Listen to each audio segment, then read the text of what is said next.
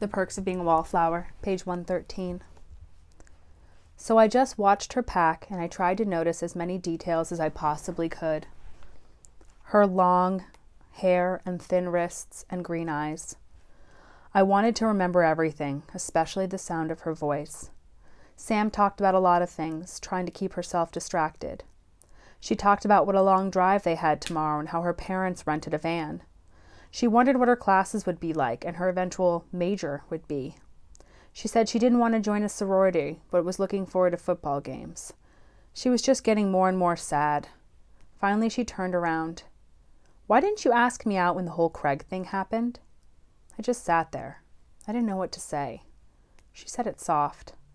"Charlie, after that thing with Mary Elizabeth at the party and us dancing at the club and everything?" I didn't know what to say. Honestly, I was lost. "Okay, Charlie, I'll make this easy. When that whole thing with Craig happened, what did you think?" She really wanted to know. I said, well, a lot of things, but mostly I thought that your being sad was much more important to me than Craig not being your boyfriend anymore. And if it meant that I would never get to think of you that way, as long as you were happy, it was okay. That's when I realized that I really loved you. She sat down on the floor with me. She spoke quiet. "Charlie, don't you get it? I can't feel that. It's sweet and everything, but it's like you're not even there sometimes. It's great that you can listen and be a shoulder to someone. But what about when someone doesn't need a shoulder? What if they need the arms or something like that?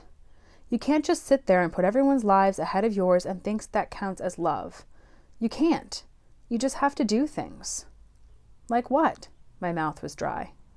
"I don't know. Like take the hands of the person when the slow song comes on for a change.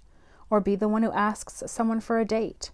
Or tell people what you need or what you want. Like on the dance floor. Did you want to kiss me?" "Yeah," I said. "Then why didn't you?" she asked, real serious. "Because I didn't think you wanted me to." "Why did you think that?"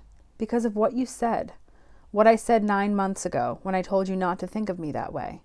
I nodded. "Charlie, I also told you not to tell Mary Elizabeth she was pretty and to ask her a lot of questions and not interrupt her. Now she's with a guy who does the exact opposite, and it works. Because that's who Peter really is. He's being himself, and he does things." "But I don't like Mary Elizabeth." "Charlie, you're missing the point. The point is that I don't think you would have acted any differently if you did like Mary Elizabeth. It's like you can come to Patrick's rescue and hurt 2 guys that are trying to hurt him. But what about when Patrick's hurting himself? Like when you guys went to that park, or when he was kissing you. Did you want him to kiss you?"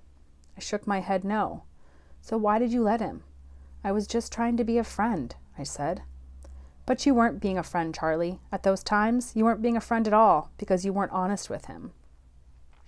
I sat there very still. I looked at the floor. I didn't say anything, feeling very uncomfortable. "Charlie, I told you not to think of me that way 9 months ago because of what I'm saying now. Not because of Craig, not because I didn't think you were great. It's just I don't want to be someone's crush. If someone likes me, I want them to be the real me. I want them to not be what they think I should be. And I don't want them to carry it around inside. I want them to show me so I can feel it too. I want them to be able to do whatever they want to do around me. And if they do something I don't like, I'll tell them." She was starting to cry a little, but she wasn't sad. "You know, I blamed Craig for not letting me do things. You know how stupid I feel about that now? Maybe he really didn't encourage me to do things, but he didn't prevent me from doing them either. But after a while, I didn't do things because I didn't want him to think different about me. But the thing is, I wasn't being honest. So why would I care whether or not he loved me when he didn't even really know me?" I looked up at her. She had stopped crying. "So tomorrow I'm leaving, and I'm not going to let what happened with him happen with anybody else. I'm going to do what I want to do. I'm going to be who I really am. And I'm going to figure out who that is. But right now I'm here with you, and I want to know where you are, what you need, and what you want to do." She waited patiently for my answer. But after everything she said, I figured that I should just do what I wanted to do. Not think about it, not say it out loud, and if she didn't like it, then she could just say no. And we could go back to packing. So I kissed her, and she kissed me back. And we lay down on the floor and kept kissing, and it was soft, and we made quiet noises and kept silent and still. We went over to the bed and lay down and lay down on all the things that weren't put on suitcases. And we touched each other from the waist up, over our clothes, and then under our clothes, and then without clothes. And it was so beautiful, and she was so beautiful. She took my hand and slid it under her pants, and I touched her, and I just couldn't believe it. It was like everything made sense. Until she moved her hand under my pants and she touched me. That's when I stopped her.